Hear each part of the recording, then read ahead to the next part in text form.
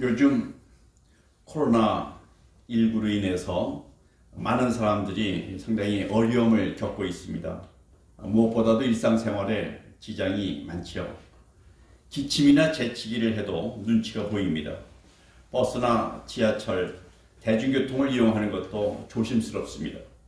사람들과 만나서 이야기를 나누고 함께 식사를 하는 것조차 불편하게 여기기도 합니다. 특히 신앙을 가지신 분들은 소위 사회적 거리두기와 주일 예배 참석과 관련해서 의견들이 분분합니다. 신학자마다 주장하는 바가 다르고 또 목회자들도 입장이 서로 갈리는 경우가 있습니다. 아마 어떤 의미에서 매주일 교회당에 나와서 함께 큰 목소리로 찬송을 부르고 말씀을 듣고 삼삼오오 모여서 함께 식사를 하며 교제를 나누는 일들이 얼마나 평범하면서도 동시에 얼마나 소중한 일상이었는지를 다시 한번 깨닫게 되는 요즘 아닙니까? 과연 영적인 삶이란 어떤 것일까요? 말씀을 읽고 기도를 하면 영적인 삶입니까? 그렇다면 집에서 밥하고 빨래하는 것은 육신을 위한 삶입니까? 교회에서 예배를 드리고 봉사를 하면 신령한 삶인가요? 하지만 돈을 벌고 드라마를 보거나 운동을 하는 것은 세속적인 삶입니까? 예언과 방언을 하면 영적이고 일상적인 대화를 하면 세상적인 것인가요?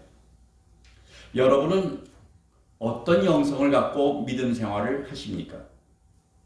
그것이 참된 영성이라는 것을 어떻게 확신하십니까? 예수님의 삶은 영적이었을까요? 병을 고치고 귀신을 내어 쫓고 바다 위를 걸으시면 영적인 건가요? 그럼 주님께서 먹고 마시고 일하고 쉬거나 혹은 화를 내기도 하시고 기뻐하시기도 하셨던 것은 세상적인 것인가요? 여러분은 어떻게 생각하십니까? 서울의 지하철에 가끔 예수 천당 불신지옥을 외치면서 노방전도를 하시는 분들을 가끔 봅니다. 복음 전도의 열정은 본받을 만합니다. 그러나 구원의 목적은 단지 죽어서 천당에 가기 위한 것만은 아니지 않습니까? 구원에 대해서 할 말이 참 많지만 오늘 여러분과 함께 나누고 싶은 이야기는 구원이란 내가 날마다 주님의 성품을 닮아가는 것이고 나의 생활을 통해서 이 땅에 하나님 나라가 드러나는 현재적 구원 그리고 일상의 구원에 관한 이야기를 함께 나눠보고자 합니다. 안타깝게도 어떤 사람들은 실체가 없는 믿음을 위해서 현실의 삶을 희생시키고 있는 경우들이 있습니다. 예를 들면 어떤 이들은 교회에서 눈물을 흘리며 찬양을 하거나 기도원의 골방에서 간절히 기도를 하면 마치 하나님과 더 친밀하고 밀접한 관계처럼 느낀다고 말을 합니다. 반면 집에서 살림을 하거나 돈을 버는 일은 왠지 하나님과는 아무 관계가 없는 것처럼 느껴진다고 말을 합니다. 그러나 느낌은 실체가 아닙니다. 또 어떤 이들은 교회 각종 모임에 열심히 참석을 합니다. 그래야 마치 주님 곁에 붙어 있다는 심리적인 안정감이 생긴다고 말을 합니다. 하지만 남편과 아내, 자녀들과 함께 이런저런 대화를 하거나 노는 것은 영적이지 않다고 생각하는 경우가 적지 않습니다. 한국의 어떤 목회자들은 성도들의 이런 잘못된 믿음을 자기 목회 성공을 위한 도구로 이용하기도 합니다. 또 어떤 성도들은 교회 일을 많이 할수록 주님께서 자기를 알아줄 것이라고 믿을 뿐만 아니라 마치 이런 태도를 신앙이 좋은 것으로 착각하기도 합니다. 겉으로는 영적인 것처럼 보이지만 사실은 믿음의 목적과 방법이 거꾸로 된 경우입니다. 생각해 보십시오. 우리들의 대부분의 시간은 가정과 일터에서 보냅니다. 만일 일상생활 속에서 주님과 동행하지 못한다면 우리의 생의 대부분은 하나님 없이 그냥 흘러갈 뿐입니다.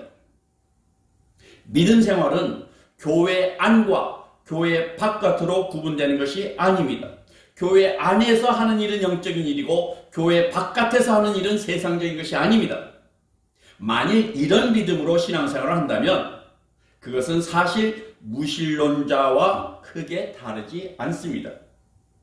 이런 분들은 비록 교회 안에서는 경건한 그리스찬으로 보일지라도 교회 바깥에서는 전혀 그렇지 않은 삶을 살 가능성이 매우 높습니다.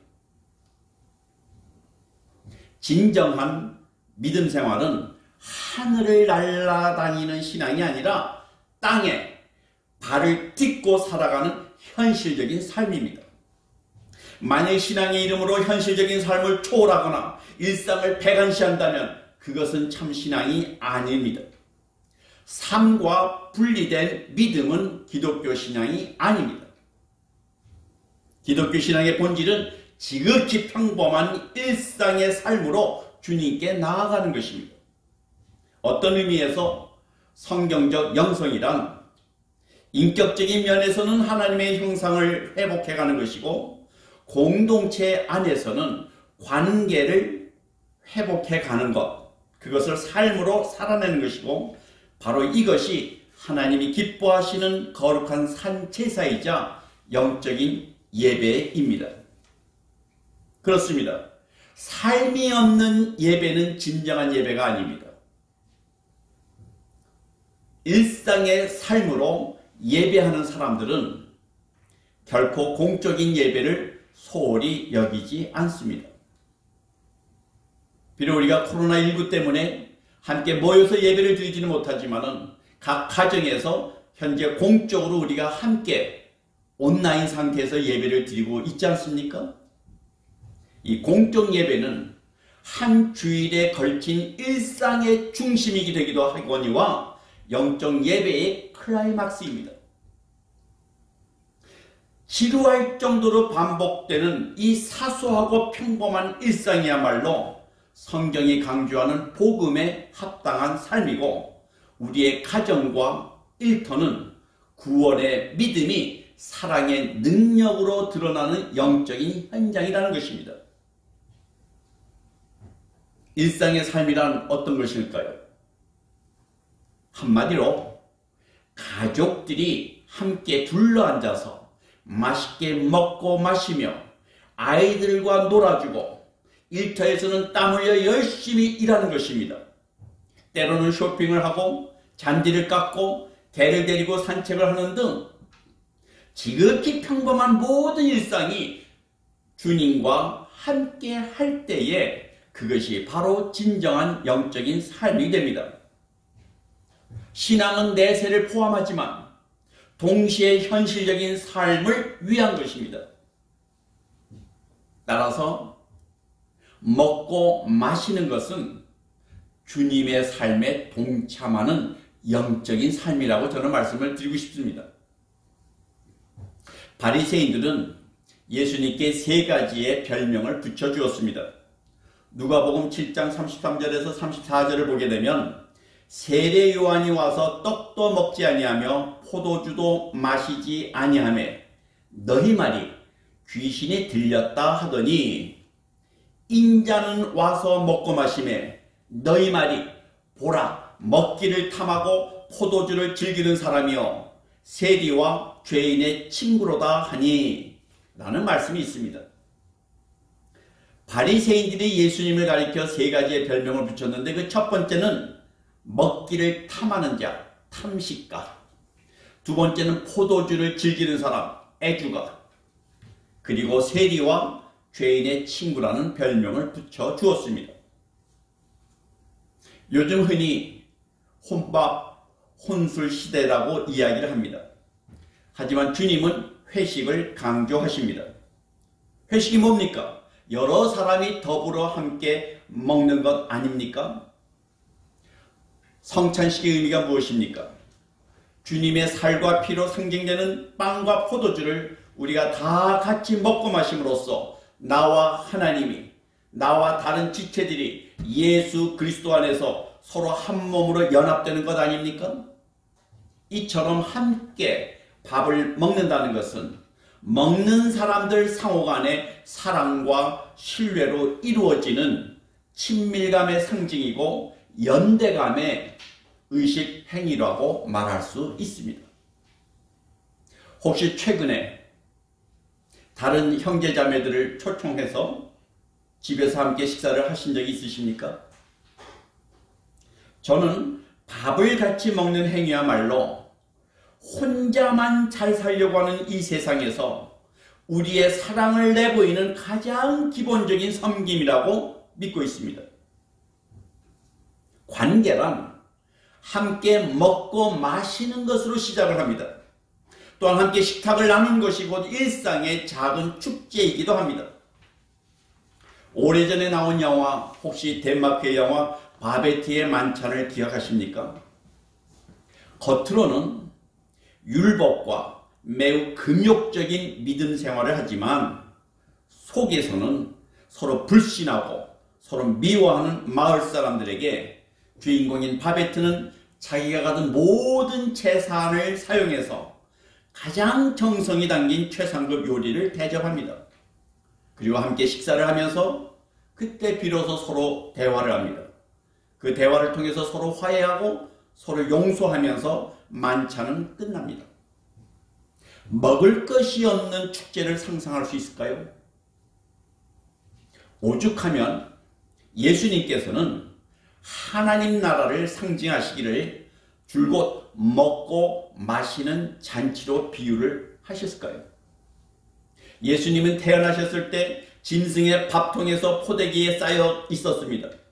예수님이 광야에서 제일 먼저 유혹을 받은 것은 돌멩이로 빵을 만드는 것이었습니다. 예수님의 첫 번째 이적은 가나의 혼인잔치에서 물로 포도주를 만들어서 사람들로 하여금 신명이 나게 했던 것입니다. 배고픈 이들에게 오병이어의 이적으로 많은 이들을 배불리게 먹이셨습니다. 심지어 주님께서는 죽기 전에도 만찬을 하셨습니다. 부활하신 후에도 갈릴리에서 제자들을 만나서 아침을 먹으라고 하시면서 떡과 생선을 손수 준비해 주셨습니다. 주기도문에서 가장 구체적인 언급이 뭡니까?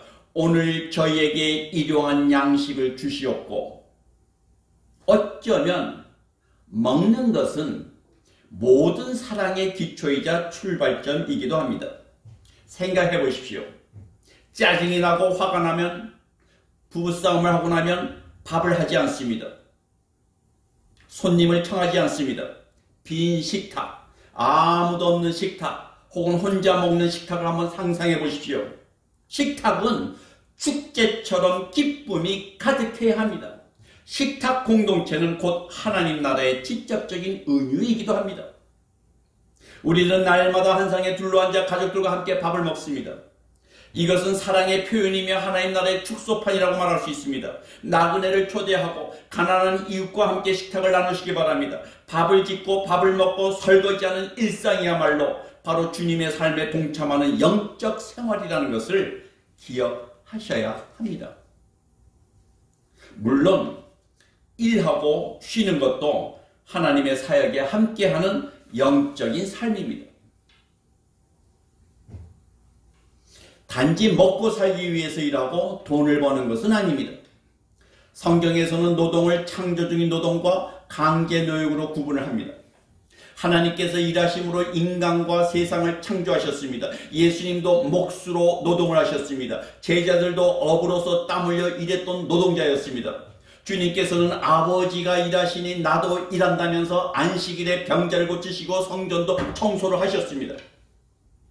그렇습니다. 창조적 노동은 하나님의 대리 통치자로서 주님의 창조 세계를 유지하고 관리하고 수선하는 일입니다. 우리는 하나님의 손이 됩니다. 하나님의 발이 됩니다. 그래서 인간 공동체와 자연 생태계를 위해서 기꺼이 노동을 하는 것입니다. 이것이 바로 문화명령입니다. 따라서 창조적 노동은 나의 생계는 물론 공동체에 이바지하는 것이기 때문에 곧 하나님 사역에 동참하는 것입니다.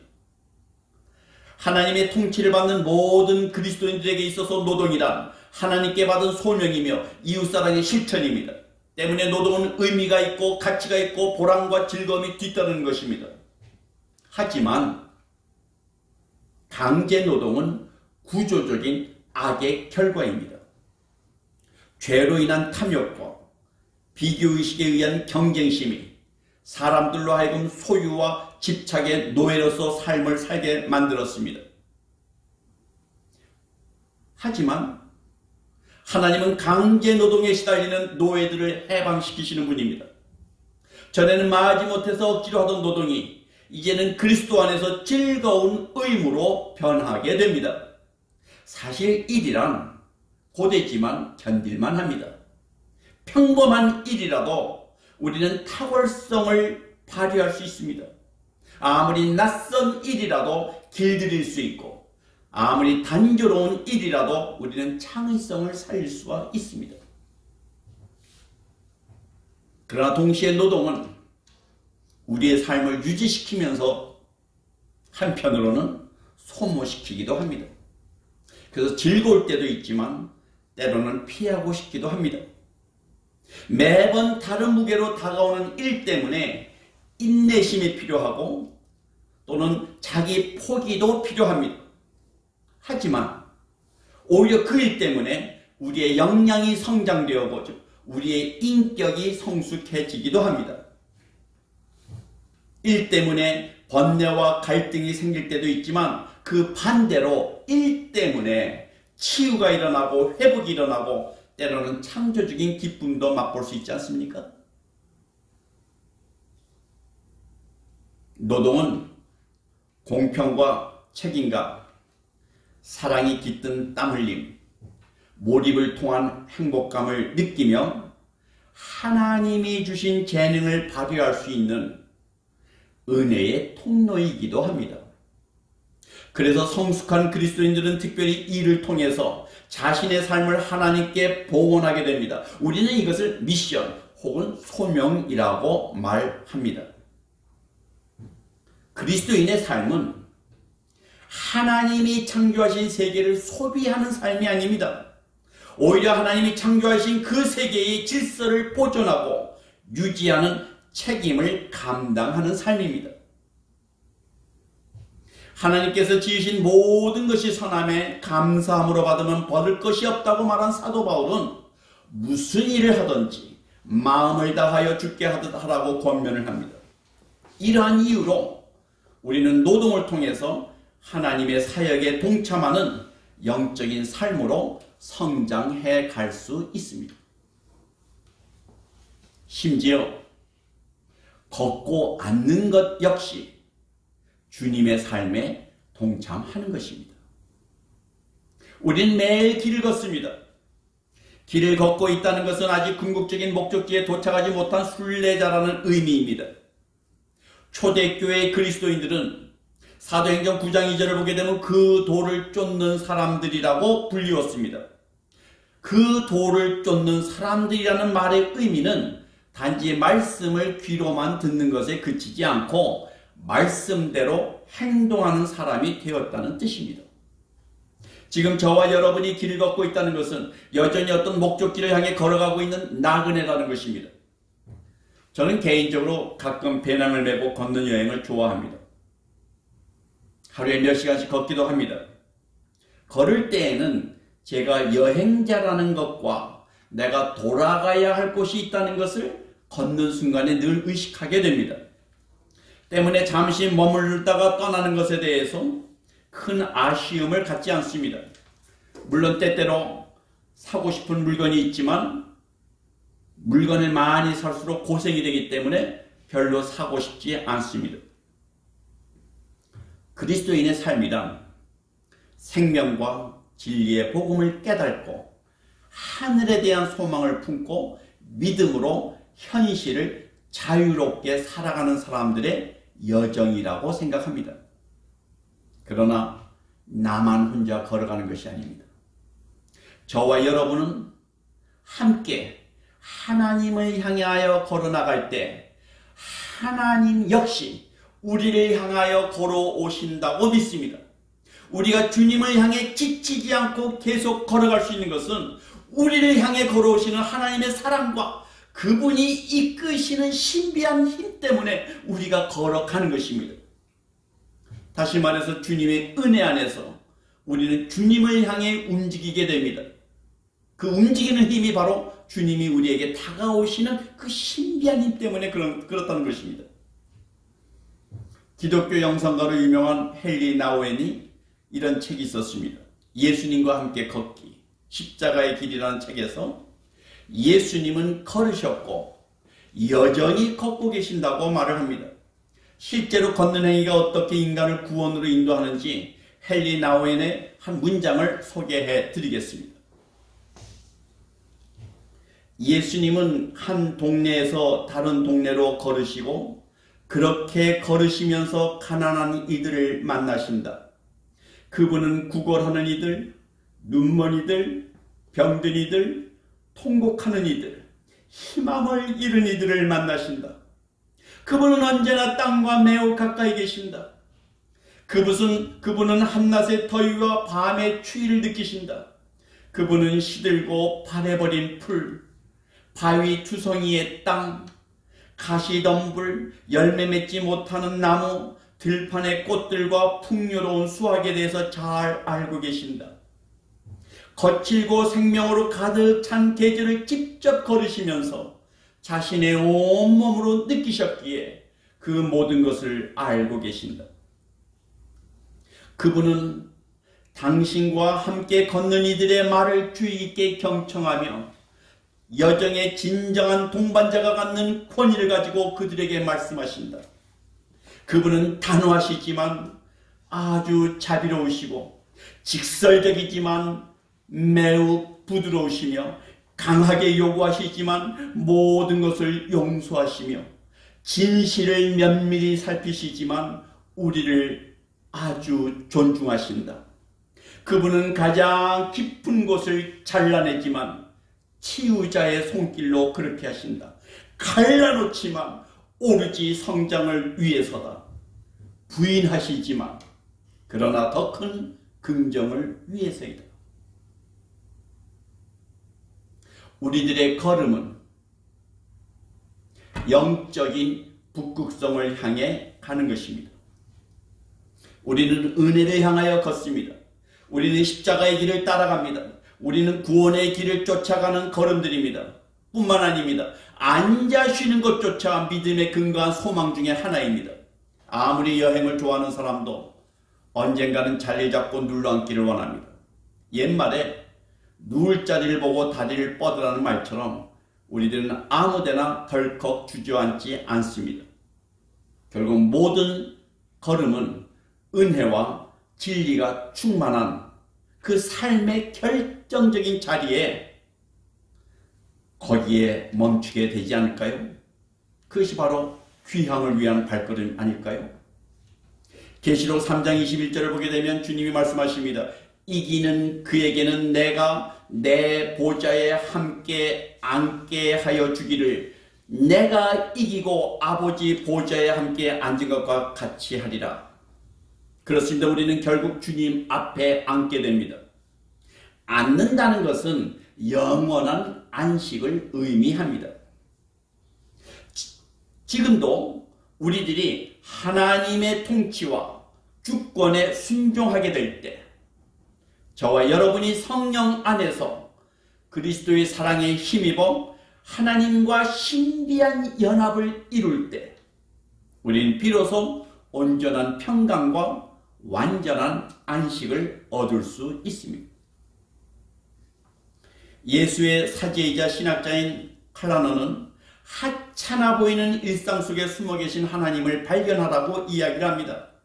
부엌에서 설거지를 하면서 이웃과 자질구레한 대화를 나누면서 먹고 자고 일하면서 하나님의 현존하심을 생생하게 느끼는 것이 중요합니다. 이런 삶에 대해서 마이클 호트는 신실한 현존이라고 표현했습니다. 그렇습니다. 우리는 그리스도 안에서 평범한 일상 속에서 걷고 앉는 행위를 통해서, 먹고 마시는 행위를 통해서, 일하고 쉬는 행위를 통해서 그리스도를 향하여 나아가는 삶을 경험할 수 있습니다. 이것이 일상에서의 믿음 생활이고 생활을 통한 영성 훈련이라고 저는 확신합니다. 이제 말씀을 마치겠습니다. 기독교 신앙은 이 땅에서의 현실적인 삶을 위해 주어진 선물입니다. 삶을 위해서 신앙이 주어진 것이지 신앙을 위해서 삶이 주어진 것이 아닙니다. 주님은 안식일은 사람을 위하여 있는 것이지 사람이 안식일을 위해 있는 것이 아니라고 말씀하셨습니다. 제도를 위해서 사람이 있는 게 아닙니다. 사람을 위해서 제도가 있는 것입니다. 사실 믿음 생활이란 매우 소박한 것입니다. 신앙의 핵심이 무엇입니까? 주님과의 관계 아닙니까? 그렇다고 일상을 초월하거나 무시하는 것이 아닙니다. 오히려 자질구레한 그 일상들이 하나님의 손길이며 호흡으로 알고 거룩하게 대하여야 됩니다. 그렇습니다. 일상의 모든 일과 관계들이 예수님 안에서 하나님을 향하여 생활하는 것이 믿음 생활입니다. 그래서 믿음과 생활의 관계는 마치 동전의 앞뒷면과 같습니다. 결코 분리할 수가 없습니다. 야고보 사도는 말하기를 행함이 없는 믿음은 죽은 것이라고 하지 않았습니까?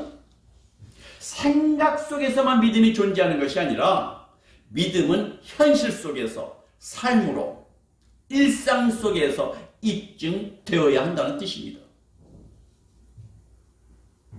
지극히 평범한 일상이 가장 영적인 삶이 되려면 어떻게 해야 할까요?